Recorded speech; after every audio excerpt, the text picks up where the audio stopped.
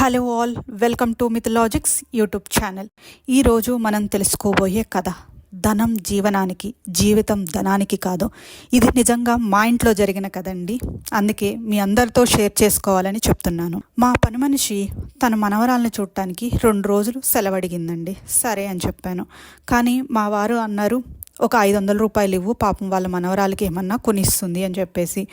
నేను వద్దండి, దగ్గరలో దీపావళి పండగ ఉంది కదా అప్పుడు ఇద్దామని. కాదు, ఇప్పుడు ఇవ్వు, తను హ్యాపీగా ఫీల్ అవుతుందని చెప్పారు. సరే అని ఇచ్చాము. అయితే రాత్రికి మేము మా పిల్లలకి పిజ్జా కొందాము అని అనుకున్నాము.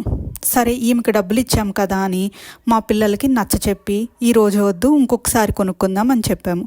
కానీ మేము మా పిల్లల్లో కొంచెం అప్సెట్ చూసామండి, పిజ్జా కొనిపెట్టలేదని. ఆ రోజు అలా 2 రోజులు గడిచిపోయిన తర్వాత 3 రోజుల తర్వాత పని మనిషి మళ్ళీ పనిలోకి వచ్చింది.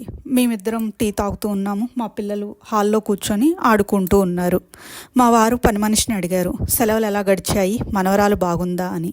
సార్, మీరు ఇచ్చిన 500లతో ఇంకా ఆనందంగా గడిచింది సార్. 500లతో ఏం కొనుక్కున్నావేంటి అని అడిగారు మా వారు. మా పిల్లలు కూడా చాలా ఏకాగ్రతతో వింటున్నారు, ఆమె ఏం చెప్తుందా అని చెప్పేసి.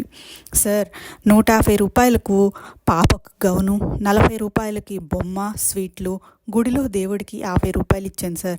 దారి ఖర్చులకి 60 రూపాయలు అయినాయి.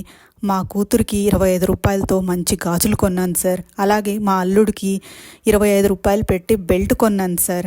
మిగిలిన దాంతో పిల్లలకి పుస్తకాలు కొన్నాను సార్. నేను మా వారు ఆశ్చర్యంగా అలాగే చూస్తూ ఉన్నాము, మా పిల్లలు ఎలా రియాక్ట్ అవుతారా అని చెప్పేసి. కానీ మా పిల్లలిద్దరూ చాలా హ్యాపీగా ఫీల్ అయ్యారండి. 500 రూపాయలతో ఇన్ని కొనొచ్చా అని మా పని మనిషినే తిరిగి అడుగుతున్నారు. 500 రూపాయలతో నువ్వు పిల్లలకి డ్రెస్సులు, స్వీట్లు, దారి ఖర్చులు, గాజులు, బెల్ట్, ఇంకా మిగిలిన దాంతో పుస్తకాలు కొన్నావా అని తిరిగి అడుగుతున్నారు తన్ని.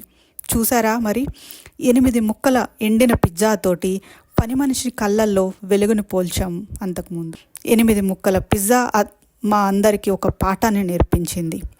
జీవించడానికి ఖర్చు పెట్టాలి కానీ ఖర్చు పెట్టడానికి జీవించకూడదు. Hope you like this story. Thank you.